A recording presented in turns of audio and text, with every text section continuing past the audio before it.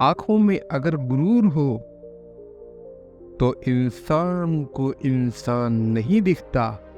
जैसे छत पर चढ़ जाओ तो अपना ही मकान नहीं दिखता। किसी भी बात का घमंड करोगे तो बाद में बेहद पछताओगे, क्योंकि घमंड सब कुछ चूर करता है। जिसका है घमंड उसको आपसे दूर करता है।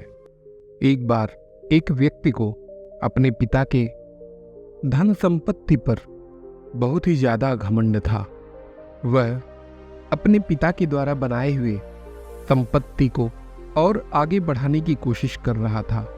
धन, ऐश्वर्य, सुख समृद्धि में वो इतना ज्यादा चूर था कि वह कभी भी किसी को डांट दिया करता था, कभी भी किसी को कुछ भी सिखाने लगता था।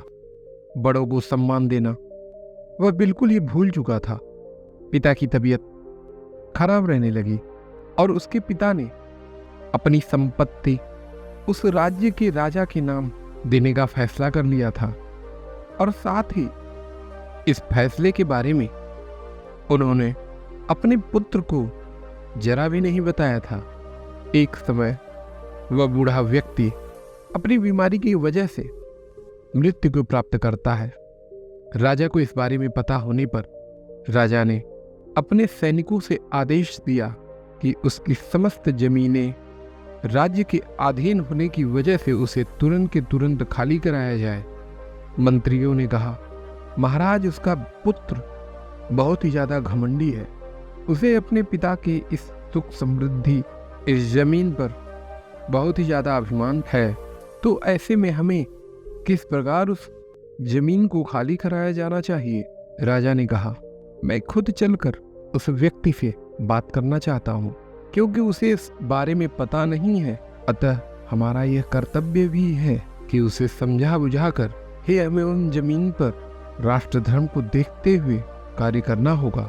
राजा भेष बदलकर उस व्यक्ति के पास आते हैं और उन्होंने देखा कि वह व्यक्ति वास्तव में ही बहुत ही ज्यादा घमंडी स्वभाव का था। उसके रग रग में घमंड व्याप्त था।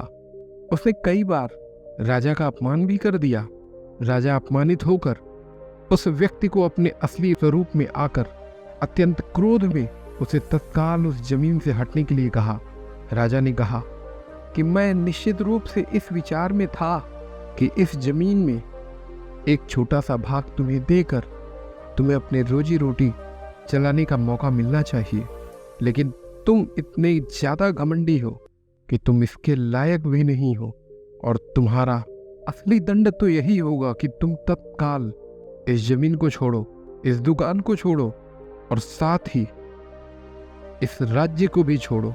दोस्तों, उस व्यक्ति को पता नहीं होने के बावजूद कि उसके समस्त जमीन को उसके पिता के द्वारा राज्य के अधीन कर दिया गया है, तो भी यदि उसके व्यवहार विचार में मधुरता होती तो राजा उसे उसका दुकान और रहने के लिए उस जमीन में से कुछ हिस्सा छोड़ने के लिए तैयार थे। लेकिन उसके अहंकार ने उसे उसके इस अधिकार से भी वंचित किया।